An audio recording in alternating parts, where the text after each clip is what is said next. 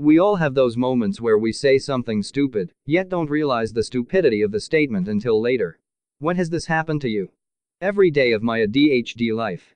My friends would probably submit the time I said, "Wow, do you realize that there are more stars than we can count?" Depends where you are. In some cities, you're probably set as long as you can count to 10. As a kid, I once asked when the 4th of July was celebrated.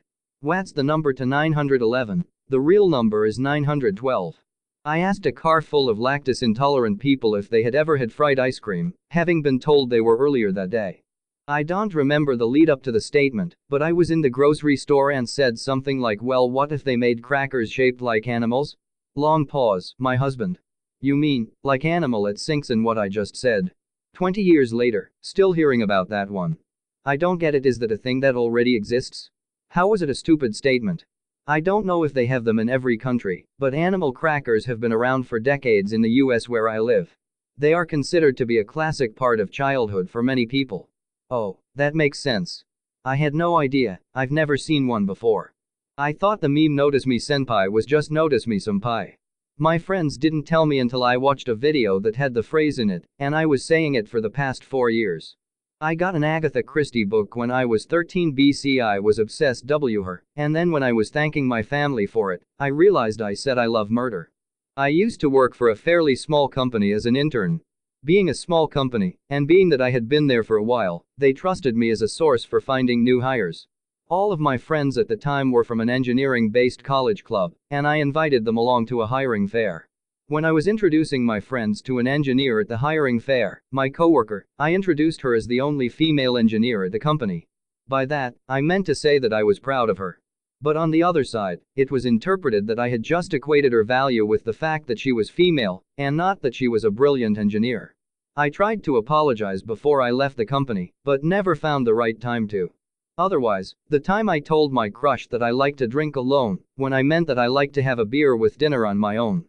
I told a classmate that he lived with 2 women, he insisted that he lived with 3. I didn't believe him, and I told him, "You lived with your sister, mom, and grandma." His face was priceless. I was visiting my dad, my stepmom last year. I don't see them very often. We had a few drinks and chat a bit, but the conversation got slow after a while. During a moment of silence, I saw a picture hanging on the wall. It was one of those modern simplistic drawings with oversized frames, something you'd expect seeing at IKEA.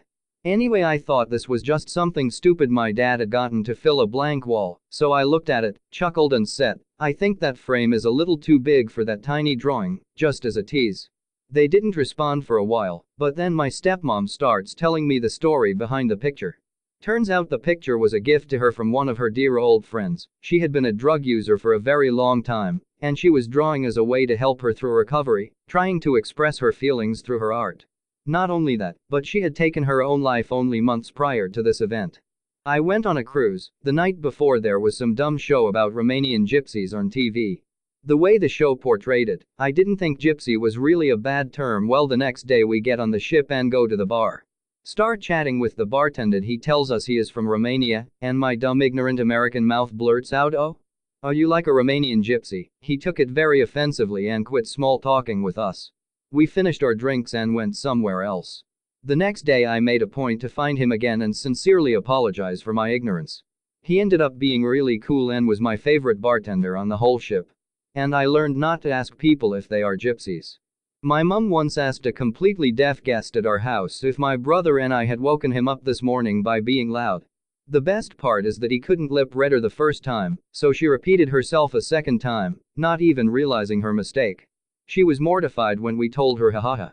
When learning to drive, I was approaching a roundabout and going over rubble strips. My instructor said, "Do you know what these are for?" My response is, "It to let blind drivers know there's a roundabout coming up." Only took a few seconds before I realized how much of an idiot I was to say that. But the rest of that lesson was the longest half hour of my life. Wouldn't it be cool if Halloween was on Friday the 13th? That was an I carried a watermelon kind of day for sure. Why did I read this post right before going to bed? I'm going to have a hard time falling asleep with all of my past regrets running through my head. A big cringe moment for me was a comment I made while eating inside a McDonald's. They had a super cool playground, and the playground listed a height restriction. I said I wish I was under 4 feet tall at the exact same time that a little person was walking behind me. I hope that person didn't think I was making fun of them. We were waiting for a table at Olive Garden, and our friend asked why we keep coming to this Olive Garden when we know it's always crowded. I answered, it's the closest one in this area. Like there would be a closer Olive Garden than the one I was sitting in.